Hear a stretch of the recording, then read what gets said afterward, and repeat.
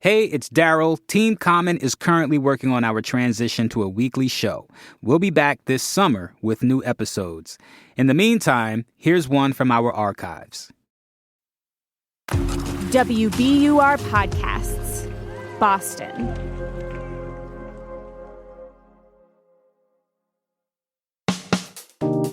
I'm Daryl C. Murphy, and you're listening to The Common.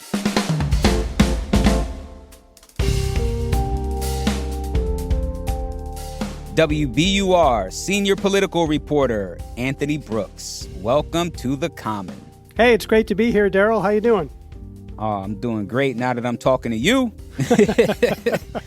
Well, Anthony, you've been working on a series called Third Act, which is out now, and it tells the stories of people who are reinventing themselves later in life. What brought you to this project?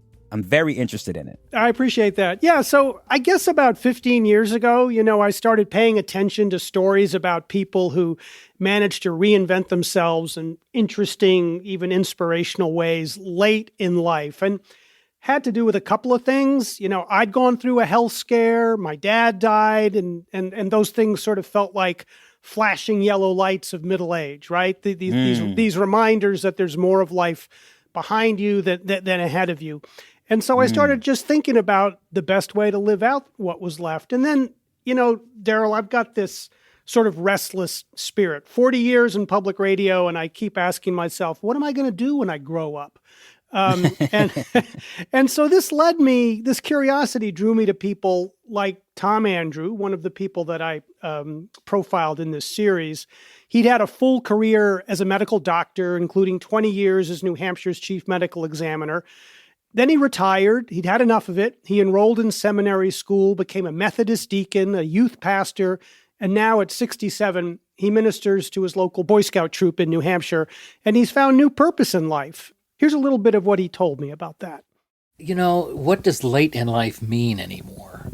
60 is the new 50. I'm reasonably healthy. And it's not just me. I mean, this is a phenomenon that we're seeing all across this nation.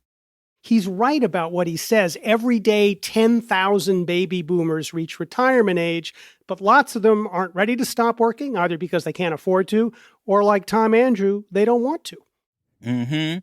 Let's talk about that line, 60 is the new 50. Do you feel like people's perceptions about aging are changing in our society? Well, I think in a way the answer is yes, and it has to do with some interesting facts. I heard from a guy named Richard Johnson. He works at the Urban Institute on retirement policy. And he said that if you look at someone age 65 or older now, that person is 75% more likely to be working than someone who was in the same age group a generation ago. He says the aging of America is not the crisis often portrayed in the media and even in some scholarly papers. Instead, he says it represents an enormous opportunity because seniors are healthier, better educated, and more productive than ever. And finally, we're living longer than we did a generation ago. 100 years ago, average life expectancy in the United States was 47 years. Now it's close to 80 years. So we've got this extra 30 years to sort of think about. And I'm finding and learning, and that's what this series is about, is that a lot of people are doing some really interesting things with these extra decades of life. Yeah, Anthony, I wonder if all of this is the result of people reframing youth. I'm wondering if there's this attitude of feeling like, oh man, just because I hit a number in my life, that doesn't mean I have to stop. Absolutely. I mean, I think that's really important. And I like the way you asked the question, are we reframing youth? Because what I came across in this series was the idea that we're not so much reframing youth as reframing the traditional idea of middle age. But I talked to a woman named Barbara Waxman. She's a gerontologist, a life coach, and she's come up with this concept called middlescence, which, like adolescence, is this transitional period late in life. And like adolescence, middlescence is full of tumult, it's full of possibility, it's full of transition. And she says something really key, is that we're living longer, but it doesn't mean we're old longer. It means we've got this extended midsection of life. We've got sort of 2 or 3 extra decades to think about. And that's very much sort of exemplified by some of the stories that I looked into for this series. So yeah, tell us about some of the people you talked to. I know you just mentioned Tom Andrew. Yeah, right. So besides Tom Andrew, I spoke to Natalie Jones. She's 76 now. She grew up working class in Boston with the belief that she wasn't smart enough to go to college. She ended up a single mom, 2 sons on her own, doing sort of odd jobs to make ends meet. But then at the age of 59, she just decided to go back to college, and she did. And she earned a master's degree in social work. She began a new career in social work and plans to keep working well into her 80s. And here's a little bit of what Natalie Jones told me. You know, like I just got a new client that's 93 years old. I love hearing their stories and hearing what they struggle with and then trying to help them see a different way, changing their narrative. And another person I spoke to, Daryl, was Juliana Richardson, a graduate of Harvard Law School. She left her career in corporate law in her late 40s and then struggled through a classic midlife crisis. And by that, I mean, she just wasn't sure what she wanted to do. She had always wanted to be in the arts, but her dad had pressured her to go to law school. Corporate law wasn't her thing. But in thinking about what to do next, she went back to this sort of question she had as a young girl growing up in the small town of Newark, Ohio, where she was literally the only Black kid in her class, and really felt this lack of Black history, of her history. And that stayed with her whole life. So in this moment of figuring out what to do next in her life, she set up something called the History Makers, which has recorded and assembled thousands of video histories of Black Americans, from athletes like Ernie Banks to artists like Maya Angelou to politicians like Barack Obama. And these interviews are now accessible through the Library of Congress. So it was a huge accomplishment. And here's a little bit of what Juliana Richardson said about that. You know, you get at a point where you start asking, what is going to be your leave behind? You know, what did you do in your life that was, significant? If we do this right, it will be something that hopefully makes society a richer place.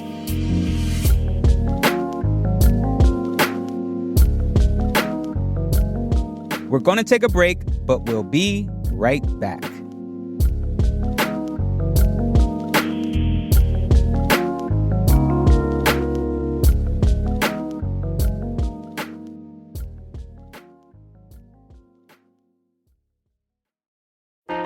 Politics has never been stranger or more online, which is why the politics team at Wired is making a new show, Wired Politics Lab. It's all about how to navigate the endless stream of news and information and what to look out for. Each week on the show, we'll dig into far-right platforms, AI chatbots, influencer campaigns, and so much more. Wired Politics Lab launches Thursday, April 11th. Follow the show wherever you get your podcasts.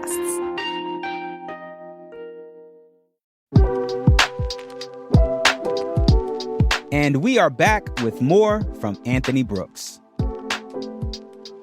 You know, another group of folks you talked about was this all-women's band from the 60s. Right. Ace of Cups. Walk that line every day. I don't think I'm gonna get away. What I say. I really thought their story was interesting because they were this band that got a lot of acclaim. I mean, Jimi Hendrix was giving them props, They were That's out right. there doing their thing in San Francisco and tearing it up. And then for whatever reason, the politics of the music industry, sexism and all of that, right, kind of put a halt to that. You set them up really well. They had a very popular following, and in the space of just a few years, they disappeared. And here's the thing, they never recorded an album. And then 50 years later, half a century later, they get together to do some gigging, and a record producer named George Wallace from High Moon Records discovers them and just says, oh my God, you guys need to record. They figured out how to connect with their passion late in life, this passion that they'd been carrying around for a very long time. Yeah. while all this is great to hear and to know that older folks are taking a different stance on their life and what they're able to do, you know, there are some people who can't stop working and they have to keep going. So there's that side where people are dealing with financial struggles as they age.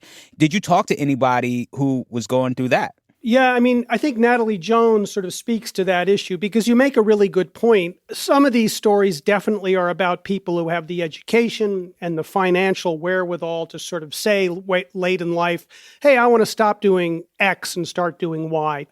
But you're right. It's an important thing to consider, and we have to think about it as a society. How are we supporting older people? How are we supporting older people who have done physical labor, for example, all their lives and have to keep on working whether they like it or not? That becomes a much more difficult situation. What can younger generations take away from these stories? Because I'm thinking about younger millennials and Gen Z. Sure. The first thing I'd say that if we're lucky, if, young dudes like you, Daryl, grow older, here's a chance to learn something about the road ahead from wise people who have traveled it, because wisdom matters. But here's the most important point that I sort of came across. People who feel that they have purpose in life live longer. And that's according to a growing body of research. A recent study out of Canada found that people with a sense of purpose had a 15% lower risk of death compared to those who said they were aimless or didn't feel, really connected to the world around them. So these third act stories are about people who chose different paths to stay connected to the world and passionate about being alive. And that's something that I think benefits everybody. So, Anthony, before we go, I got to ask you, how are you thinking about your third act? Are there any hobbies that you want to take on or any dreams you want to revisit? Being able to carry a microphone around and sort of satisfy my curiosity and walk up to people and ask them questions about what makes them tick and what keeps them going and how they view the world is something that I find incredibly rejuvenating. So for now, I'm really happy with what I'm doing. But yeah, I've got some ideas for a third act. Give us one. Well, I have always loved the outdoors. I'm a good skier. I like going into the backcountry. Is there some role where I could do backcountry ski guiding at some point? I love to cook. I'm passionate about food. I'm not so stupid to think that I would have the energy or the capacity to run a restaurant, but I'd like to get involved in the food game in some creative way at some point in my life. So that's something that I think and dream about. Oh, man. Well, I mean, those all sound pretty dope to me, and I know you can make it happen. But it's also good to know you're still enjoying your second act. Very much so. So, yeah, Anthony, I got to say, this has been a pleasure and, gives me a lot to think about and a lot to look forward to as well. So I really appreciate you coming through to The Common and talking to us about this. It's been my pleasure, Daryl. Thanks for your interest. I'm really grateful to you. That's WBUR senior political reporter Anthony Brooks.